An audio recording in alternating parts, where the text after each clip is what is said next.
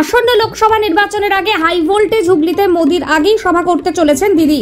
আগামী 12 তারিখে হুগলি লোকসভা কেন্দ্রের অন্তর্গত চুচুড়ার মাঠে সভা করবেন প্রধানমন্ত্রী নরেন্দ্র মোদী। সভা ঘিরে তোড়জোড় তুঙ্গে শুরু হয়েছে স্টেজ বাঁধার কাজও। এবার এরই মাঝে আগামী 11 তারিখে হুগলির ডানলপ মাঠে আসতে চলেছে বাংলার মুখ্যমন্ত্রী মমতা বন্দ্যোপাধ্যায়। একদিকে যেমন তৃণমূল বিজেপির 2 তারকা প্রার্থী হুগলির লক্ষ্যে, অন্যদিকে হুগলিকে কেন্দ্র করে হাই ভোল্টেজ জনসভায় ভরপুর হতে চলেছে আগামী দিনে। 2019 সালে তৃণমূলের কাছ থেকে বিজেপি ছিনিয়ে নিয়ে হুগলির কেন্দ্রতে জিতেছিল বিজেপি প্রার্থী লকেট চট্টোপাধ্যায়। এবারের বিজেপি প্রার্থী লকেট চট্টোপাধ্যায়ের উল্টো দিকে তৃণমূলের প্রার্থী রচনা বন্দ্যোপাধ্যায়কে ভোটের ময়দানে দাঁড় করানো হয়েছে।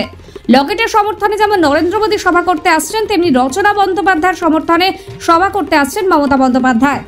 সূত্র মারফত খবর, আগামী 11 তারিখে মুখ্যমন্ত্রীর সভা ডানলপে হবার পর 14 তারিখে আবার চুচুড়া মাঠে সভা হতে চলেছে মমতা বন্দ্যোপাধ্যায়।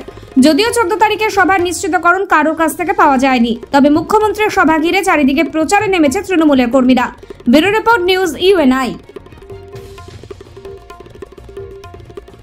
এটা কি বিশেষ মাত্রা পেয়ে গেছে এবার? বিশেষ মাত্রা অ্যাকচুয়ালি আমাদের সর্বোচ্চ নেত্রী যেটা ভাবেন সেটাই করে। উনি ভেবেছেন, টাইম দিচ্ছেন, প্রচুর টাইম দিচ্ছেন। তার মধ্যে জানেন এই কদিনের মধ্যে ওনার অনেকগুলো আঘাত হয়েছে দেহে, সেই শরীর খারাপ নিয়ে তিনি ছুটে বেড়াচ্ছেন। এটা আমাদের এক্সট্রা পাওনা।